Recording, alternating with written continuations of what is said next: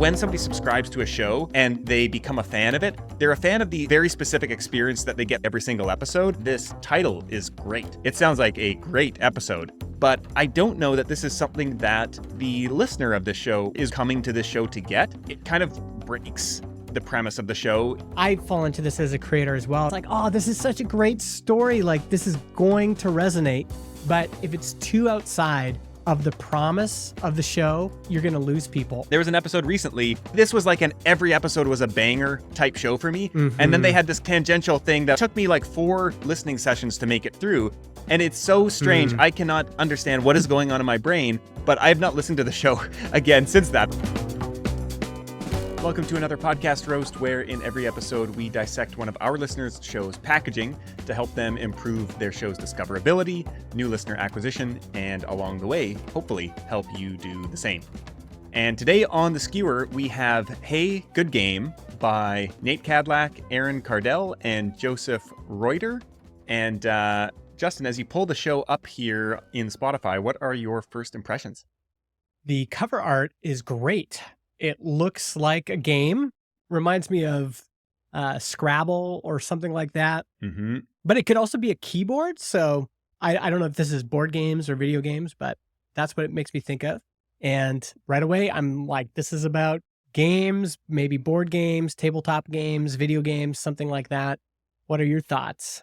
Yeah. So Nate, one of the co-hosts here, is actually a friend of mine and also a listener of our show. And I know he started the show maybe a year ago. I'm not quite sure what the timing was from when we're recording this now. But he is actually a designer. So he did the design cover art himself. And I believe he actually did, I think I remember, I'm subscribed to his newsletter. I think I remember him doing a breakdown of the design process. And so we should find this and put this in the description show notes for this episode because it's always fun to take a peek behind the scenes of like the people, how they actually think about designing this stuff. And, you know, we can kind of dissect it, but we're not designers ourselves. And so coming from somebody who is a designer designing the podcast cover art, it was really insightful. And so he kind of talked about both the podcast artwork as well as some of the larger brand assets. And like you, this makes me think of Scrabble, Wordle, Keyboard. I feel like there's a few other games that all have similar elements here. And then I like the kind of element, there's like an exclamation mark, kind of the bottom row, which isn't immediately obvious, but you know, when you look at it, you're like, oh, that kind of makes sense as well. So yeah, really clean, easy to read, stands out. It has that imagery that actually evokes more of what it's about without kind of beating you over the head with it. So yeah, first impressions, and even like the Hey, Good Game, there's both. It's like, you know, you pat someone on the back after, you know, you beat them or something, like, well, good game, or you exchange handshakes at the end. But there's also this, I think the comma here is kind of saying, you know, I think this show is about speaking with people who made games. And so it's saying like, hey, you made a cool thing. Good game. So yeah. Got it. Great first impression. Let's maybe have a look at the description here. Yeah. And I will say though, just the title and the cover art itself, it still doesn't tell me a lot. So I think it's beautifully done. I think it's great. It is leading me to the description, which is, I think, what you want, but the description really needs to do a lot of heavy lifting here, because in this category, podcasts about games, that's massive and very general. So I need to know, as a listener, is this show for me? Yes. So the description says, hey, Good Game explores the stories behind your favorite brainy games. Each week, we interview game creators and dig into what it takes to build a successful indie game, how to monetize it, and how to get traction. Okay.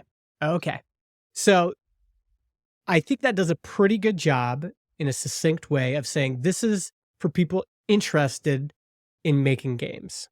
Yeah. And I would almost even explore getting rid of that first line, because it explores the stories behind your favorite brainy games. It's like, okay, but each week we interview game creators and dig into what it takes to build a successful indie game, how to monetize it, and how to get traction. I think if someone's searching for a podcast like that, I'm not sure if people are searching for like stories behind brainy games.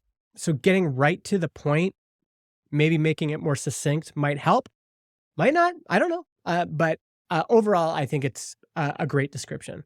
Yeah, I would say that first line as well I would probably want it to speak more to game creators, where, like you, this kind of Mm, leads me in a different direction where I think it's going to be more of a storytelling kind of biography type of episodes about the people and their games, kind of like how I built this. I mean, I guess it kind of is, but how I built this, it's interesting because that show actually, a lot of entrepreneurs listen to it, but it also is more public, kind of mainstream. A lot of people who are just generally interested in business or the companies will listen to it as well. So my sense is that this show is specifically for game creators.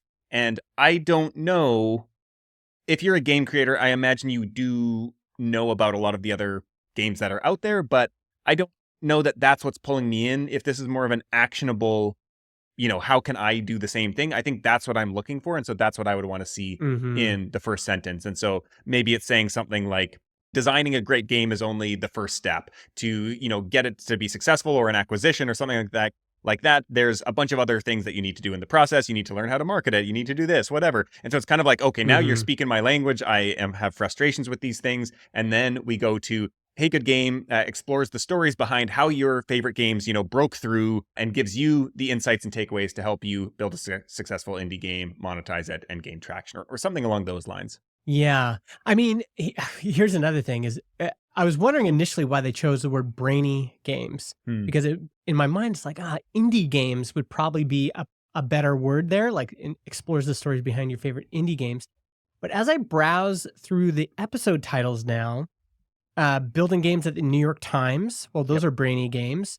The Wordle game that got away, well, that's a brainy game. We've got Knuckle inspired by Wordle. Yep. We've got Crafting Delight with Words. So that's a Word Peaks game.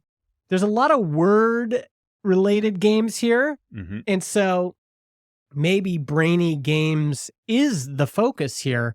Word guessing games. So almost all of these, that initial impression I got about this being a Scrabble board, I think was kind of on point. Maybe I would even mention that in the description, like, if you love playing or creating games like Wordle, Scrabble, Sudoku, this is the podcast for you, Yeah. because brainy games, to me, it's just not clear enough. Yeah, I think if you head to their website, we've got some more clues here. And so like I mentioned, I know Nate a little bit, and we've had a few chats about this business. And so essentially, they've structured a business where I believe the co-host actually built one of these kind of brainy games, and now they have looked to start acquiring some of these like micro games and building up a Mm, portfolio of these kind of cool, fun, brainy, intellectually stimulating games. And so we've got like Mathler here. We've got a few of these hmm that I've never heard about before, but games that are kind of capitalizing maybe on the trend of Wordle that really, skyrocketed to popularity. Obviously, the Yeah. crossword's been popular forever, Sudoku's been popular forever, but it feels like games that are in that kind of side of things. And this is a great website as well. But you Yeah, it know, looks awesome. clearly the call to actions here are, have a game to sell. Let's find out if we play well together.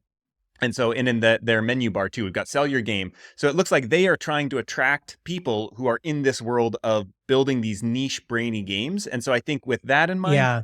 the show actually makes a lot of sense that that's a very specific sub niche. And I don't know the terminology if like brainy games isn't like official designation kind of within this larger niche of hmm gaming, but that does make a lot more sense to me. To me, the keyword here is, or the search term, or the thing I would want to have somewhere is games like Wordle. Mm-hmm. Games like Yes. Wordle is I make games like Wordle. I like games like Wordle. That's like the genre is defined by, in the same with podcasts. Like I like podcasts like Serial, like podcasts like Serial. I Mm-hmm. make podcasts like Serial, true crime podcast. So I I think not mentioning Wordle, I don't know if there's a reason for that, but I would have that in the description somewhere. Even on the website, it clarifies it right away. Yeah, the only thing that I could think of is if they're playing a super long game where they're trying to essentially create a new category and define that Mm, term and build out from it. I could see that, or I could also see that we're just not in that space. And so we are just oblivious to some of the specific terminology. So, yeah, I think mhm. I wonder if you are the type of person who's already building this type of game, you're familiar with that. but we might not be able to get to the bottom of it here without talking to somebody in that space. So let's maybe move on to the episode titles. The most recent episode here is called Sega's Downfall Was Sega? Yeah, see, I'm conflicted about this because that one seems to be an anomaly in the rest of their episodes.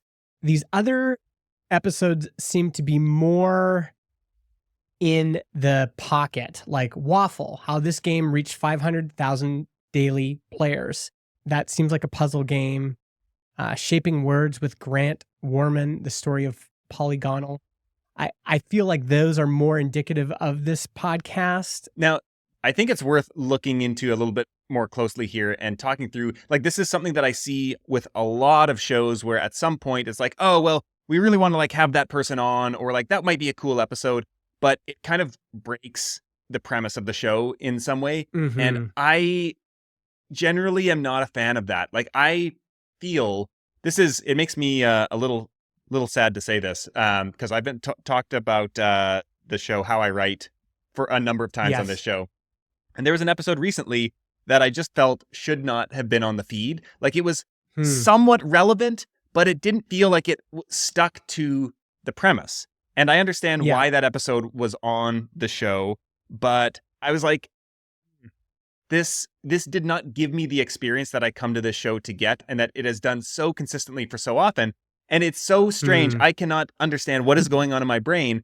But I listened to half of another episode, or just like the first 10 minutes when I had some time. It didn't like quite grab me. I will go back to the show, but this was like every episode was a banger type show for me. And then they had this kind of like tangential thing that I was like, okay, it kind of makes sense. I'll give it a chance. It took me like 4 listening sessions to make it through. And I felt I did it out of obligation because I just listened to all the episodes.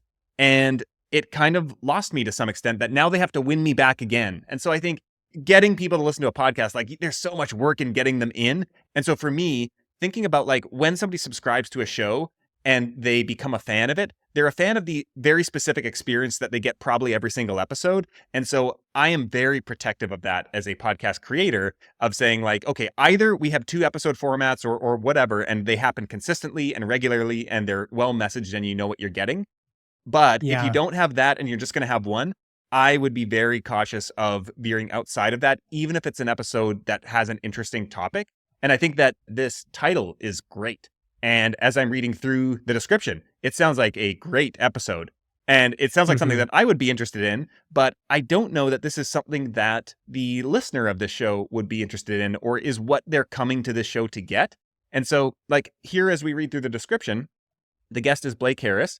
And it sounds like, okay, he's the author of Console Wars and the History of the Future. And so it seems like there is some stuff about, he's documented maybe the fierce rivalry between Sega and Nintendo. So that feels somewhat relevant, even though that's a different type of game already that the show normally talks about. But here it's saying Blake shares his journey from a struggling screenwriter to a successful author, which is not really relevant to the audience here. Yeah. Then we get to some interesting stuff. Okay, internal conflicts at Sega, but again, indie game makers, not really relevant to them. And then we talk about sneak peek into his upcoming book about comedy legend Larry David, creator of Seinfeld and Curb Your Enthusiasm, complete with humorous anecdotes and behind-the-scenes stories. And so, like, that all sounds interesting. It just doesn't feel like it belongs in this package for the show. And, you know, especially that when we are doing this roast, this is the first episode that we see, which you have to assume every episode is somebody's first. And so if you're trying to appeal to a very specific audience, and this is the first thing they see, they might look at this and be like, oh, like, this doesn't really seem aligned with that. Like, maybe they don't take that premise that seriously. I would love that if it was all episodes on that thing. So it's dangerous, and you got to kind of pay attention to that and give it some respect when you're thinking about experimenting with topics. And just again, because this is probably a great episode, and I fall into this as a creator as well. It's like somebody reaches out, or there's just an opportunity to talk about something that also interests me. And it's like, oh, I could just bring this into my existing show. And, you know, you've got a lot of keywords in here. It's like Sega, Nintendo, Seinfeld, Larry David, Seth Rogen. Like, there's all these names. And it's like, oh, this is such a great story. Like, this is going to resonate. But if it's too outside of the promise of the show, who the show is for and what it's for, you're going to lose people, or you're not going to attract them when they're coming to, Spotify for the first time and saying, "Oh, is this the right show for me? Am I in the right place?" If this is for game creators, people who make these kind of brainy Wordle-like games, what a niche, like very, very niche. You've got to deliver on that promise every single time. If you were going to experiment, I would put a big bonus episode banner on the cover art and mark it as a bonus episode in Apple Podcasts. Yeah. Just so that people understand that, oh, okay, this is just a bonus episode. I won't check that out. I'll go to one of their normal episodes. The last thing that I would say that's standing out to me just scrolling through the episode titles is that it's, like most shows, a bit hit or miss here. And so I see, if we scroll, I mean, I really do love the Sega's downfall was Sega. Like, that is a great episode title. It just isn't really aligned with the show. I love this idea of building games at the New York Times. Like, that's okay. If you are a reader or a subscriber to the Times and you get their game suite, which is actually something that they are somewhat well known for, that's fascinating. And it doesn't need to be any more fancy than telling it like it is. I think the will he reply, the Wordle game that got away, that's a bit confusing to me. Like, I think actually just the Wordle game that got away, or in this case, how Wordle got away, or something like that. Like, that actually is more specific to what this episode seems to be about. It's not this makes me think it's a similar game to Wordle that isn't actually Wordle, that was like a knockoff or something that got away. But it seems like it actually is Aaron attempted to buy Wordle and Wordle.com. So it seems like how Wordle got away or something like that.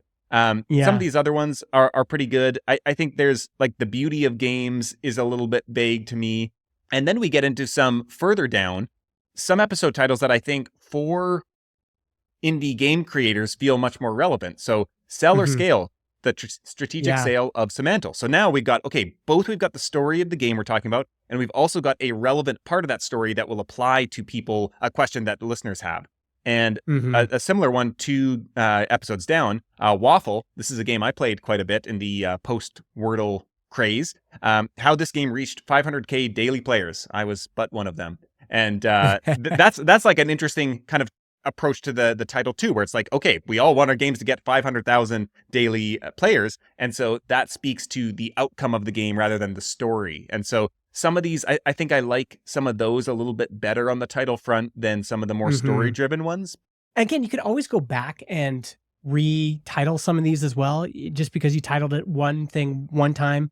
And that Wordle one is an interesting case study, because you could go back to that, and even like Aaron tried to buy Wordle is interesting and evocative and might be a better title to try out. And you could always try it out, and you might even get more downloads from your back catalog by doing that. So yeah, something to experiment with there.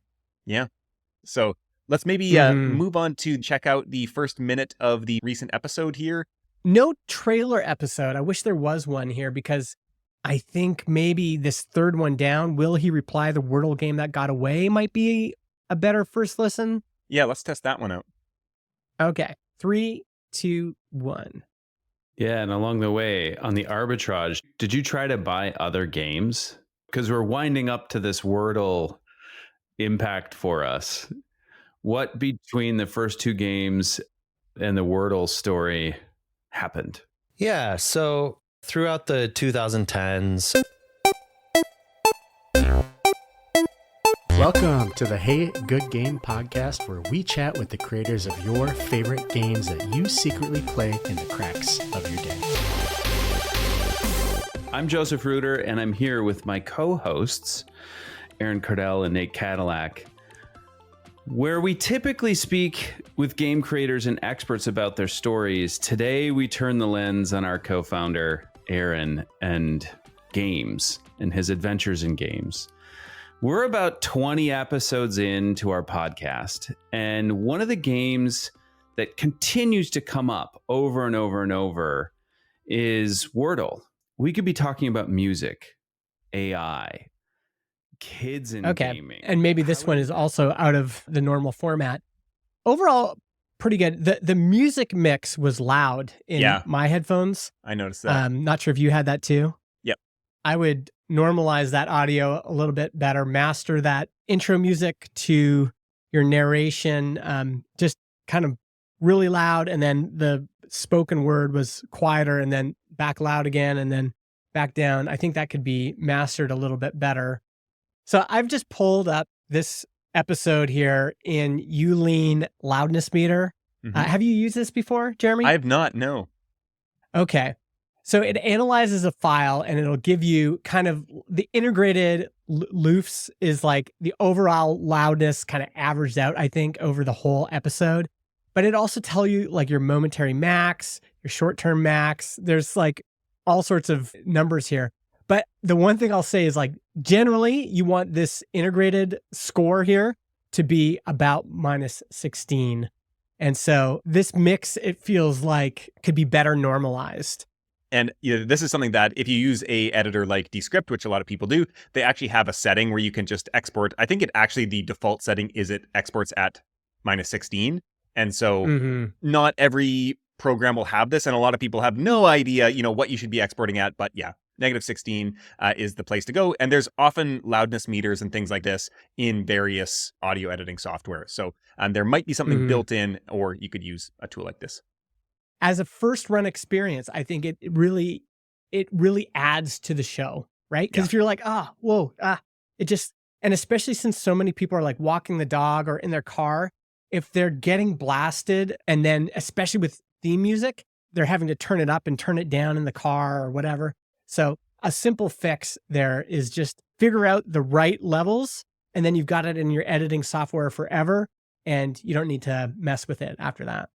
Yeah, the other thing that I think I noticed, it seemed like the mic levels between the different hosts was a little bit different between them, which is also something that's kind of annoying as a listener. And the pacing of delivery felt a little bit different, where I think that that's another thing that you want to kind of match when you're coming in, introducing the show. Like everybody's coming in with like similar energy, similar pacing to what they're talking about. And so one person's not like there's long gaps in between what they're saying or anything like that. And while the other person's like really like upbeat and has a fast pace. And so just that whole kind of first experience, I think, is something to really focus on. And speaking, kind of expanding on that further, the intro clip that they pulled, I kind of lacked any context in it. And so when you read the episode description here, and so this is called Will He Reply, the Wordle Game That Got Away. And so then the description that we can see here before it gets truncated, right before the New York Times announced they acquired Wordle in the low mid 7 figures, Aaron attempted to buy Wordle and Wordle.com. Listen to Aaron's story. And so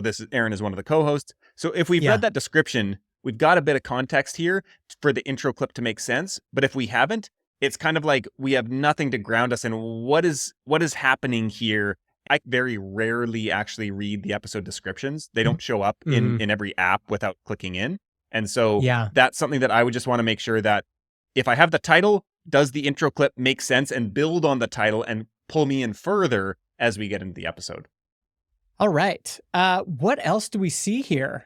I really like the music. Like the music fits in perfectly to the content here. And I think that a couple things that stand out to me, like it feels aligned with the brand. It's kind of got this 8-bit type feel where it aligns with video games. It seems like these brainy games, like they're not quite video games like we would think of on, a console or anything like that, but it does feel gamey. And so that's cool. I think that's well aligned. It also feels very distinctive to me.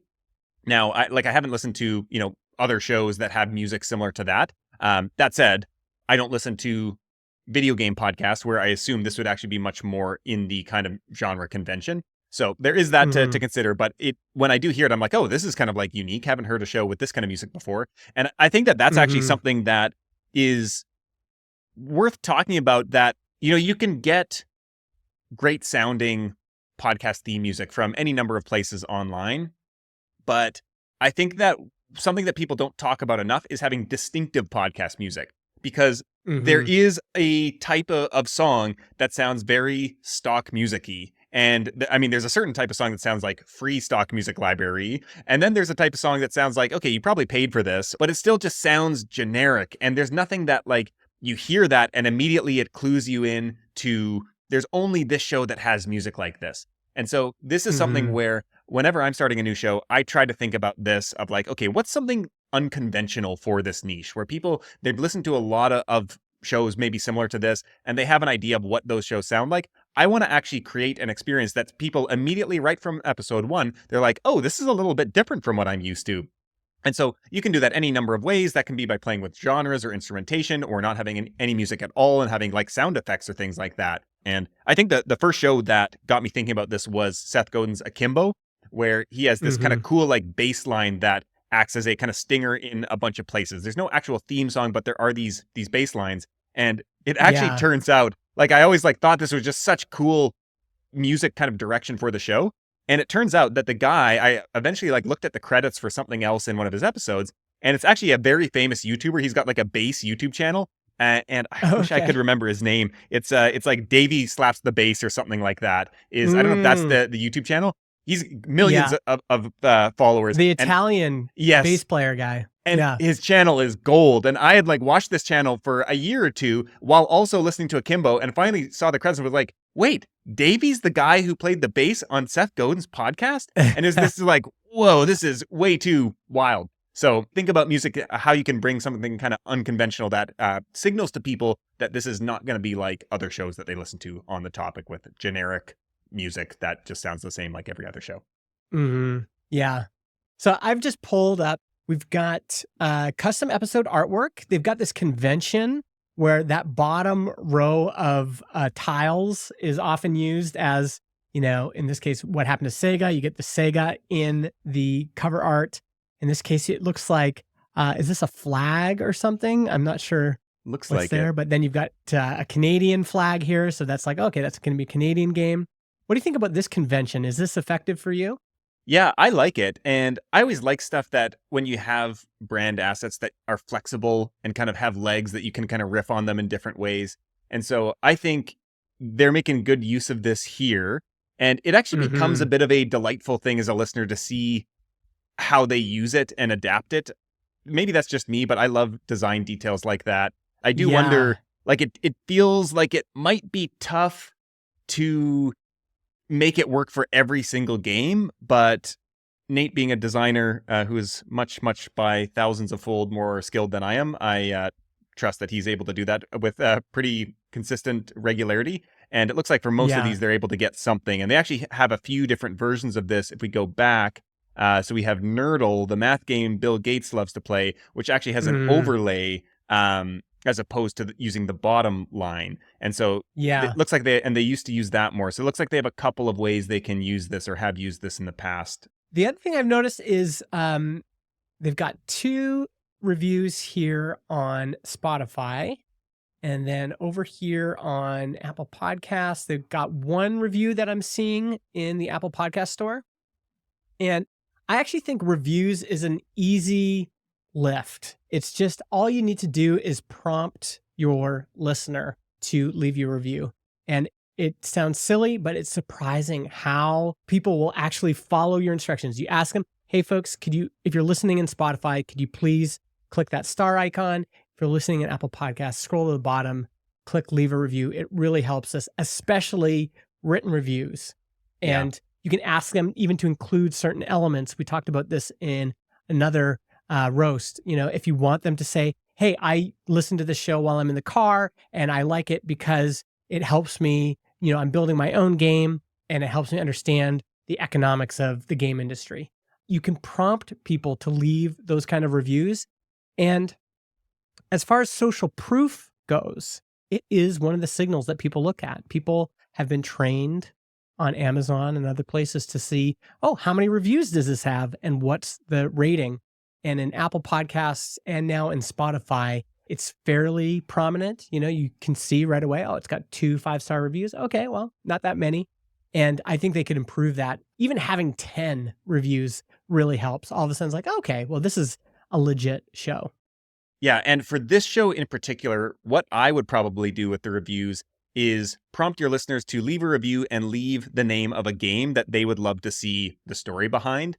And so, you know, it sounds like they're interviewing the founders, the creators of these games. And so it might not be that they can actually get everybody on who their listeners recommend, but especially if you're wanting to get interviews with people who have had more successful games, who might be a little bit harder to reach. I imagine this is a pretty niche industry and most people are fairly accessible, but it helps to say like, hey, we've had 5 listeners all say they want to hear your story on the show. So like, would you be able to come on and share that with us? And that's, it both can help you get better guests, and it also can help give people a reason to actually reach out and share a review. So that would be something that I might look into with the show in particular. Another thing I want to call out here is in their show notes, they've got timestamps. A lot of podcasters don't know about this. So if you have timestamps in brackets, the way they have here, so bracket and then 00:33 for 33 seconds in, and then another bracket, that will jump to that part of the podcast. You can see these are clickable in Spotify. So if I want to jump right to the evolution of VR hardware, I can click on that and it actually brings it right to that part of the episode. People are used to this convention already on YouTube. And then in the Apple Podcast app, they are using chapters. So the chapters are showing up, and some players will actually take these timestamps and create chapters automatically. Other times you'll need to upload those chapters as a part of your MP3 file. But it does make it, as a listener, as I'm scrolling through this episode, it's just nice to be able to go, oh, I want to jump right to that spot there and check that out.